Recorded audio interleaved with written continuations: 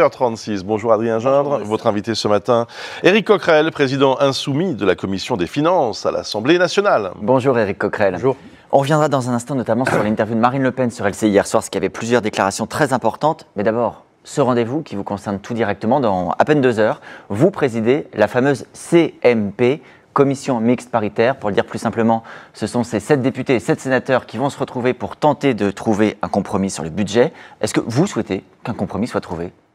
Non, évidemment pas. Je ne souhaite pas que ce budget passe. Mais à la CMP, il va sûrement passer. Je vous explique parce que, grossièrement, la répartition... La droite et le bloc central sont majoritaires. Ouais, ils sont à 8 contre 6. Voilà. Donc, théoriquement, je sais que les deux rapporteurs, Jean-François Husson et David Amiel, pour le Sénat et l'Assemblée, voilà, se sont entendus. Je le sais parce qu'il y a un texte qui commence à tomber. Donc, à partir de là, je vois difficilement comment elle ne serait pas conclusive.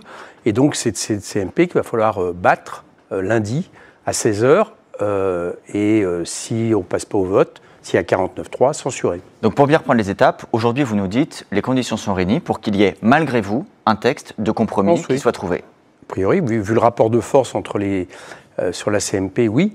Un texte qui, du coup, à mon avis, va faire peut-être encore plus grave que le texte issu du Sénat, qui, lui, était déjà beaucoup plus grave que le texte initial de Michel Barnier, puisque je rappelle qu'il amputait les dépenses publiques de 7 milliards sur les 9 milliards de baisse globale par rapport à 2024. Alors, vous avez vu, on va pas refaire la carte des chiffres à l'infini, Charles de Course. Non, mais même Charles de Course, juste qu'il est plus austéritaire que le budget Michel Barnier. Oui, d'accord. Il dit tout de même, il y a quand même une dépense qui augmente de 27 milliards, un budget de l'État en hausse, un budget des collectivités en hausse, un budget des administrations sociales. Excusez-moi, je vous répète, non, le budget de l'État n'est pas en hausse.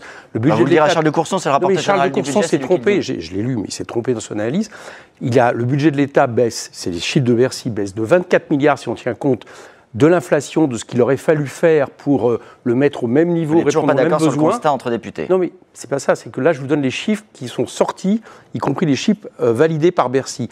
Et en plus sur ces 24 milliards, vous avez 9 milliards de baisse brute et pure. C'est le budget le plus austéritaire depuis 25 ans. Alors, donc, je ne suis pas d'accord avec Charles, mais ce qui n'est pas grave. Pour avoir le meilleur budget ou le moins mauvais budget possible, et notamment pour s'engager à ne pas le censurer, les socialistes demandent toujours des concessions. Par exemple, sur le pouvoir d'achat, circule même en coulisses l'idée qu'il pourrait y avoir une augmentation du SMIC dès cet été, pourquoi pas de 20%. Ils demandent que le budget de l'aide médicale d'État pour les étrangers soit garanti.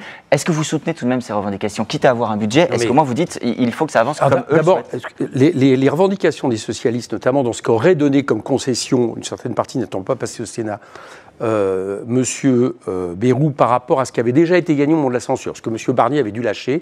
En tout et pour tout, c'est 430 millions d'euros contre 7 milliards de baisse de dépenses publiques. C'est juste pour vous donner le parallèle. Et dans les 7 milliards, parce que vous avez raison, les chiffres ne veulent rien dire, mais que les gens savent qu'on ampute d'1 milliard le budget du ministère de l'Éducation, de la Recherche, de l'écologie, du travail, mais vous ne me répondez pas sur ces demandes-là. Si, mais je vous réponds déjà pour vous dire que ce qui a été concédé n'est rien par rapport à ça, et je ne sais pas si les socialistes vont du coup se contenter des miettes. Je donne un seul exemple pour bien comprendre. On nous dit on va peut-être préserver 4000 postes d'enseignants, c'est 50 millions d'euros comme coût. Peut-être, c'est l'engagement du Premier ministre. Oui, mais pour l'instant, ça n'a pas été validé. Moi, je pense que c'est un peu fait exprès et que ça va relâcher en CMP. Et d'un autre côté, sachez qu'il y a un autre amendement qui prend ailleurs, au même ministère, 50 millions d'euros. Donc en réalité, c'est match nul. Je dis que c'est une entourloupe et que j'espère que mes camarades socialistes, mes collègues socialistes, vont ne pas se laisser prendre à cette entourloupe, voilà, qui consiste à qu'ils ne votent pas la censure pour 3 fois rien et pour adouber un budget que je continue à dire d'austérité. Donc, vous l'avez dit, s'il y a un texte qui sort aujourd'hui, lundi, il est soumis à l'Assemblée, il y aura certainement un passage par le 49.3. Ça va durer un peu. Ça peut durer jusqu'à demain. Oui, ça peut durer jusqu'à demain. Il y aura un dépôt de motion de censure par la France Insoumise, ça c'est acquis, vous confirmez. Ensuite, il y aura la question de qui vote cette censure. Déjà, vous avez les socialistes et les écologistes qui ont dit qu'ils le votaient. Alors, les socialistes n'ont pas dit clairement qu'ils voteraient la censure. Les communistes et les écologistes l'ont. Voilà, il reste les communistes. Ah pardon, j'ai dit socialistes. Oui, voilà. Communistes et socialistes, il reste les socialistes. Il y a aussi la question... C'est mon espoir, c'est pour ça. On a bien compris. La question du RN. Hier soir sur LCI, Marine Le Pen maintient une forme de flou. Elle dit nos lignes rouges sont les mêmes qu'à l'époque du gouvernement précédent. Si elles sont dépassées, les mêmes causes entraîneront les mêmes effets, donc la censure. Qu'est-ce que vous avez envie de dire au RN? Est-ce que vous comptez encore sur le RN pour soutenir cette censure et voter avec vous? Mais écoutez, moi ce que je souhaite, c'est que les oppositions s'opposent. Voilà. Pour s'opposer, c'est-à-dire si on veut passer en force, il y a pas d'autre manière que le motion de censure.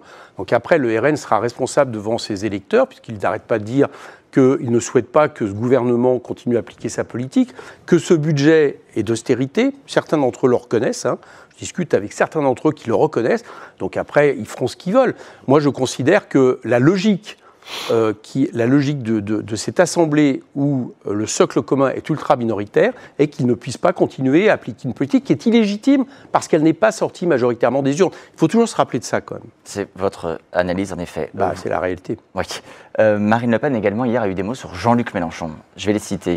Je l'ai vu devenir hypocrite, électoraliste, changer radicalement de position parce qu'il y avait un intérêt électoral. Il fait du clientélisme sur le dos de l'unité du pays. Est-ce que ce matin, vous représentez un homme hypocrite et électoraliste ? Écoutez, j'allais dire que c'est presque bon signe, parce que si elle attaque Jean-Luc Mélenchon, c'est qu'elle comprend bien que nous sommes les seuls, en réalité, à moyen ou long terme, capables de nous opposer à sa prise de pouvoir. C'est ça que ça veut dire. Voilà, bon, donc si elle ne nous attaquait pas, c'est qu'elle ne considérerait pas qu'on est des adversaires dangereux. Elle a raison de le considérer, parce que je pense que seule une gauche sur une base de rupture est capable de s'opposer à la montée de l'extrême droite dans ce pays. Et la deuxième chose, pour quelqu'un qui, j'allais dire, cultive toujours le racisme, qui est la pire des divisions dans un pays, et la façon de briser l'unité de la nation, je trouve que c'est assez paradoxal. Vous acceptez les critiques, ça vaut aussi quand elles viennent de Clémentine Autain, votre ancienne camarade de parti, qui, elle, hier, disait « Croire que nous avons déjà un programme finalisé, un candidat désigné, des forces, c'est une folie ». C'est vraiment ne rien avoir compris à la période, et dit ça pour Jean-Luc Mélenchon. Je ne sais pas, écoutez, j'ai pas envie de polémiquer avec Clémentine, je veux dire...